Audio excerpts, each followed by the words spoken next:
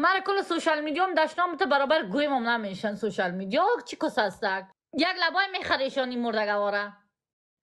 فایش های عملیات کردگی سر تا زیرشون عملیات کردگی چی؟ مشتبه جیگر رفتم چینگن ملم یالا خوب نفر دالا کردم زنش بود میگم روز 4 بجه صبح آمدی بجانا مال دهی 2 بجه میگم میشه که یک شب بر من وقت بودی تاریخ بانی کدام شب است که تو نمیکنم زنم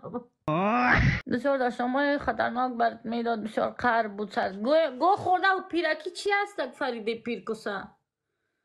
بس یک شهر ترکیه رو مرا ریاست جمهوریش پیش میبر فریده چی کسه است سر من بگویا یک کم خود بگی تفعله کن که سماله نکنین که باز میگایم تو عاشق نشوی دل کینم در دانش قاشقی الان زنکه اینش کم داره این قدر 1 کیلو کس داره 1 کیلو کس شد چی میکنی دختر تو خوب کار خود نیمستی در کل چیزا کت از تو غیبت نکنم که دیگه کس عیب کت ننیم مطال غیبت نکدی 1 کیلو کس کد 1 کیلو کسش آمده میگه مرا کی میکنه مگم بچه ها دخترای جوان مانده کمرباری که مانده زنکی پیرکی بیفلتر تو رو ببینه زوف چی میگفت خیلی میگفت مرا بکنه مادر هستم در لایف کیس میگم بکنه صدا میکرد این تو چی میگی؟ میگه مثل که در درخت که میوه پخته میشه سنگ بزنی به خاطر افتادنه شخصیت انسان ها رم در سوشل میدیا میخوای بفهمی 1-2 تا گیفت برش بزن کمی نزدی شخصیتش مثل کتاب پیشوریت میایه مثل خاله فریده کسلش میکنه دیگه میایه بات تو صحیحه اون روز میگفت که من مویای کس خدا کت دست میکنم یک تا میگم بفرد چینو میگم रुको जरा सबर करो او مای گاد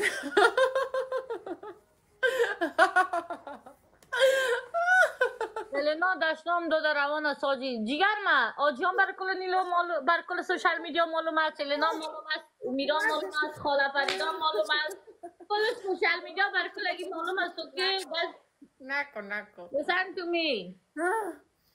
های خدا از خنده مرد خاله فریدا کرم در دانت کرم در کسب کرم در پشمای کس سفیده women خاله فریدا رو میگم پشمای کس خود سفید نیست که ما ختم نیست سفید شده عشقم دوست نطال کدار خیلی پشمای سفید نیست ای باور کن از سر سفید میشه از کس سفید نمیشه تو چی فکر کردی خدا ما دیدیم نمیشه از خز ای شما دیدیم نمیشه باور کن من دیدیم من در پیرخانه کار میکردم در پیرخانه کار میکردم به پیرا پمپرش چنچ میکردم خواهد بیرکی رو مولش باور کن نه زنا بود بره دیگه